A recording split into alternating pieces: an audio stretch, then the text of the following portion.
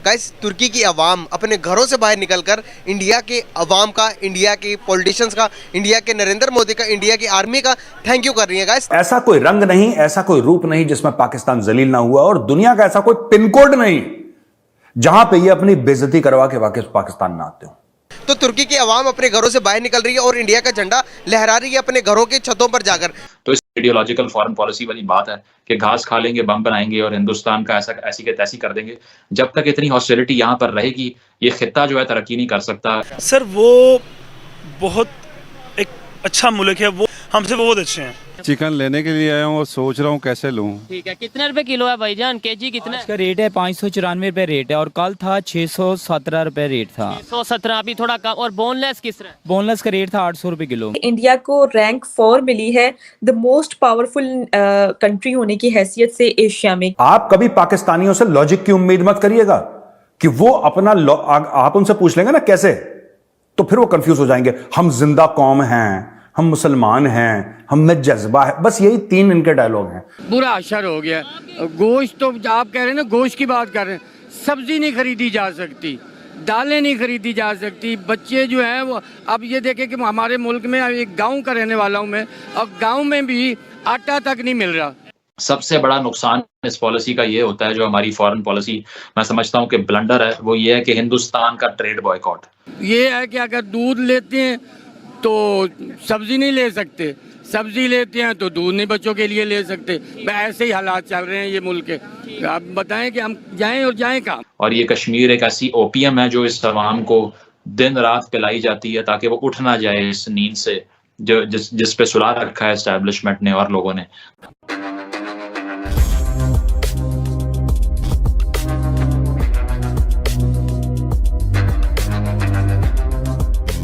नमस्कार दोस्तों, आप सब जानते होंगे कुछ दिन पहले तक पाकिस्तान के प्राइम मिनिस्टर शहबाज शरीफ टर्की जाने की जिद कर रहे थे, और उनका कहना था कि टर्की जाकर के वे टर्की के लोगों से इस दुख की घड़ी में शामिल होना चाहते हैं।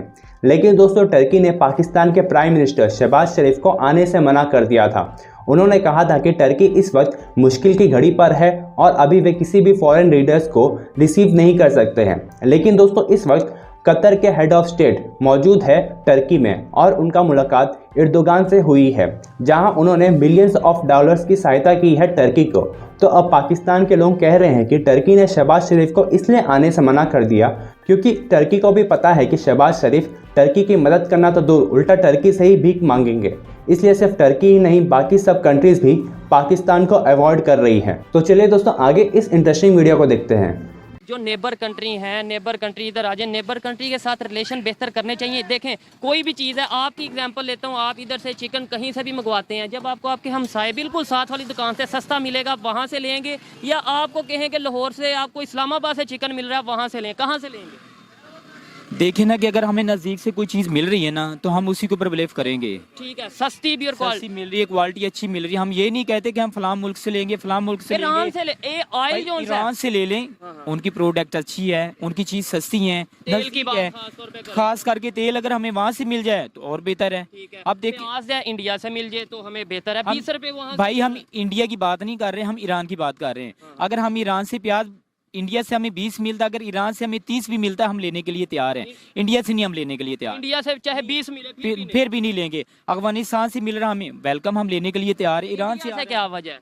हम इंडिया से नहीं लेना चाह रहे, बस रीजन क्या है? मतलब जहाँ कारोबार तो जहाँ से बेहतर हो, सस्ता हो, हमें कर लेना चाहिए।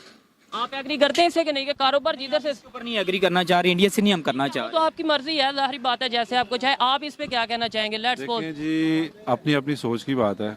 जहाँ पे हमें बचत हो रही है, ठीक है, जहाँ से हमें कुछ फायदा मिल रहा है तो हमें वो करना चाहिए। देखें, अगर इस्लाम की हम बात करते हैं, हम नॉन मुस्लिम के साथ ट्रेड नहीं कर सकते हैं। तो पहले तो कहते हैं हमसाय का ख्याल करना चाहिए, ठीक है।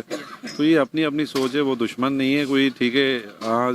अपने माइंड में बैठाया हुआ है जिस कारोबार में दोस्ती दुश्मनी आती भी नहीं। कारोबार में आते भी नहीं है, एक हाथ से दो पैसे देने और लेनी है चीज, ये इसमें तो कोई मसला नहीं है। एग्री करता हूँ इनकी बात से। लास्ट में आपको बताता चलूँ, आप कह रहे हैं हम इंडिया से प्याज नहीं लेंगे, अभी भी पाकिस्तान में प्याज इंडिया से आ रहा है। बहुत सी चीज़ें इंडिया से आ रही हैं जो कि आपको नहीं पता, वो आ रही हैं पहले दुबई जाती हैं, दुबई से दोबारा पाकिस्तान आती हैं, डबल पैसे दे के हम ले लेते हैं, लेकिन ये आम पब्लिक को नहीं बताया जा रहा। सबसे बड़ा नुकसान इस पॉलिसी का ये होता है, जो हमारी फॉरेन पॉलिसी मैं समझता हूँ कि ब्लंडर है, वो ये है कि हिंदुस्तान का ट्रेड बॉयकॉट।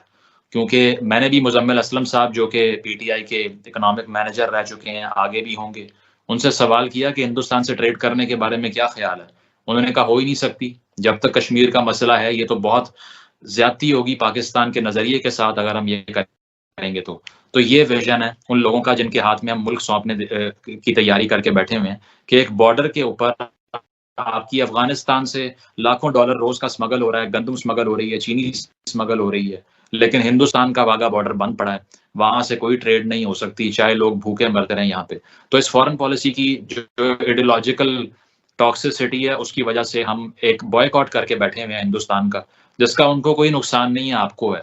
लद्दाख में चीन और हिंदुस्तान की जंग चल रही है, उसके बावजूद ट्रेड होती है, लेकिन हमारी फॉरेन पॉलिसी का सबसे बड़ा ब्लंडर मैं समझता हूँ यही है। इंडिया में अगर 10 मुसलमान मारे जाएं और सूडान में 3 लाख मुसलमान मारे जाएं तो इंडिया को ज्यादा कवरेज मिलती है, ज्यादा उसका जिक्र होता है पाकिस्तान में कि सूडान में 2003 में जो दारफोर में क्राइसिस शुरू हुआ तो 2011 तक 3 लाख लोग कम से कम मारे जा चुके थे, यूएन के फिगर्स हैं, और उसको जेनोसाइड कहा गया, लेकिन पाकिस्तान में किसी को पता भी नहीं उसका। और फिर चीन में जो ह्यूमन राइट्स वायलेशंस होती हैं 2018 में, आज भी वो स्टेटमेंट मौजूद है अल जजीरा पे कि चाइनीज गवर्नमेंट ने कहा कि Islam is a mental element, is a mental disease. तो उसके खिलाफ तो हमारे यहाँ कोई हंगामा नहीं हुआ, किसी ने एहतजाज नहीं किया। तो मतलब वहां पे जहां पे आपको सूट करता है, गोया हमने इस्लाम को भी अपनी स्ट्रेटेजिक कंसिडरेशन के मातहत कर दिया है। बिल्कुल बिल्कुल बिल्कुल, आपने सूट करती है, पिक एंड चूज कर रहे हैं उसमें भी हम। बिल्कुल, ये चेरी पिकिंग है, 101% मैं आपसे एग्री करता हूँ। और इवन आप यमन और सीरिया की बात कर लीजिए, सऊदी अरब ने जो वहां पर किया, कभी आपने देखा है कि पाकिस्तान में किसी ने आवाज उठाई हो इसके ऊपर? या मिडल ईस्ट के अंदर जो सऊदी अरेबिया ने जेनोसाइड किए हैं, कभी बात नहीं करेंगे। वीगर मुस्लिम्स पे बात नहीं करेंगे। एलिजिडली वहां पर 1 मिलियन लोगों का कैंप बना रखा है चीन ने, जिसमें मुसलमानों को बंद करके री एजुकेट किया जाता है। लेकिन फिर भी पाकिस्तान के जितने वज़राए आज़म रहे हैं वो यही कहते हैं कि चीन से हमारी दोस्ती हिमालय से ऊंची और शहद से मीठी और समुद्र से गहरी है। उसकी वजह यह है कि वहाँ इंटरेस्ट तय करते हैं, लेकिन जैसे ही बात आती है पैलेस्तीन की और कश्मीर की, तो सिर्फ वहां पर इनका इस्लाम जागता है, इसके अलावा नहीं जागता। उसकी वजह यह है कि वो फॉरेन पॉलिसी एडवेंचर है आपके। आप चाहते ये हैं कि एक तो इसराइल को डिमिनिश करना है, जिस तरह से ईरान का जो है एक डिलूजनल थिंकिंग है, इसी तरह आपकी है। भाई सऊदी अरेबिया ने उनसे ताल्लुकात कायम कर रखे हैं, उनका वजीर आजम सऊदी अरेबिया में लैंड कर चुका है, टर्की उनसे ट्रेड भी करता है, ताल्लुकात भी कायम करता है।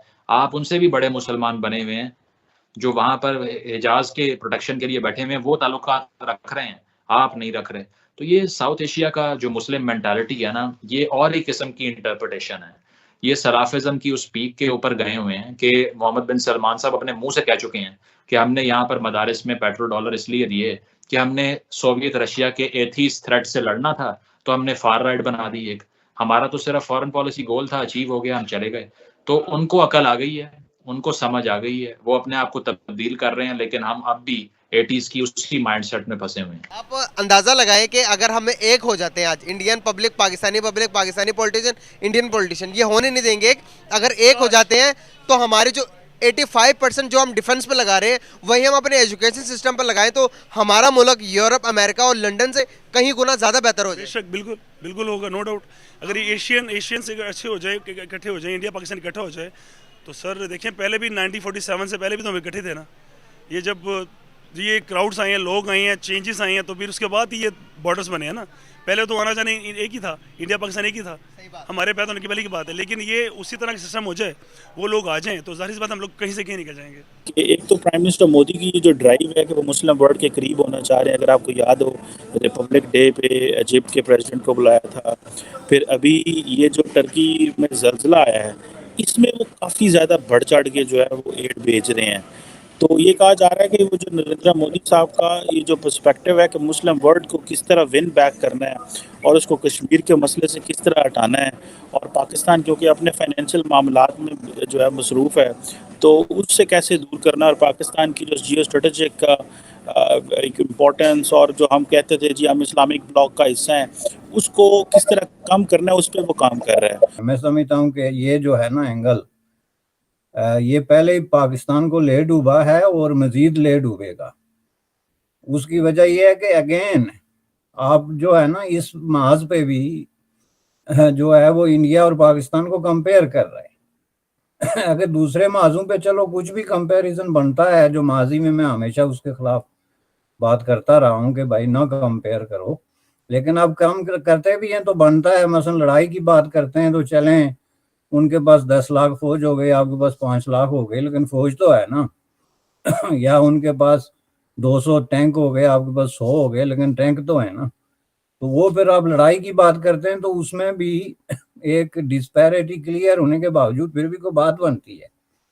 लेकिन एक जलजला का शिकार मुल्क, उसमें अगर आप ह्यूमैनिटेरियन बेसिस पे हेल्प जो है उसको फिर इस एंगल से देखें कि वो जी हमें पॉलिटिकली कोई डैमेज करने के लिए या अपने माइलेज गेन करने के लिए या तुर्की की लीडरशिप को विन करने के लिए या मसला कश्मीर पर उनकी जो एक स्टैंड था उसको किसी तरीके से मॉडिफाई करने के लिए ये कर रहे हैं, तो ये गलत है। इसका मतलब फिर ये है कि इंडिया ने पूरी इस ग्लोब पे कभी किसी मुल्क की इस ह्यूमैनिटेरियन बेसिस पे हमायत नहीं की है जिनके साथ उसके इस तरह के मसले नहीं जुड़े हुए थे।